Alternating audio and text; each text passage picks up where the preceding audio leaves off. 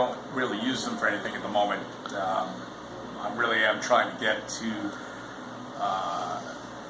get Ross operating with the camera and get all my information off the camera. And it seems like I've got a few things that allow me to do that. The additions that I'm looking to add to this, however, in the future, the big addition is I'm actually starting to look at one of the LiDARs that they have out there. I know that you mentioned there was going to be, one of the vendors will be selling theirs like next month. But I've also looked at RoboShop, and they have like a $400 one, which looks kind of interesting. And it's like, that might actually be something I might incorporate. And the reason I'm interested in that is because it's most of the Ross navigation stacks that I've seen so far seem to be really oriented towards using LiDARs to figure out where they are, and that those packages are already in place. So for a certain extent, it's like, well, I could spend $400 and, you know, download a couple things in a night and be able to have it up and going, or I could try to do it with the camera, and it'll take me the next 2 months to make sure I got a navigation stack that works properly. So I do have some things working with it right now.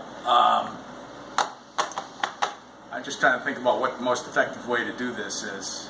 I could talk directly to. I'm not going to run all the raw stuff because namely I can't remember all the commands I have in there. Let me just, maybe I can remember this. No, I'm not going to bother. Right now, the thing about ROS, the tough part about ROS is you can connect everything up, but if you try to type in commands without having a specialized node that receives commands properly, you end up having to type in these long strings of information. I did get twist on this. I was actually able, so there's a couple of libraries that you could add to your Arduino that helps it talk with things like the navigation stack. And I've been able to get that all up and running. But it's not particularly human-friendly to give those commands because you have to give, you know, 3 parameters for pose and 3 parameters for angle and a bunch of stuff. And right now I have it set up so that I can actually talk to it directly with a human, you know, more of a human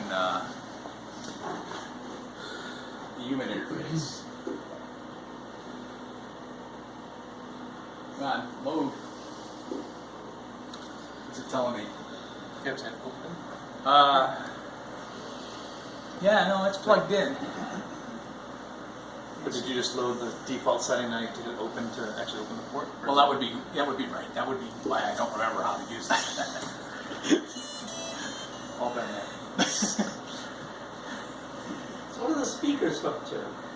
So the speakers are hitched up to, this I can do actually.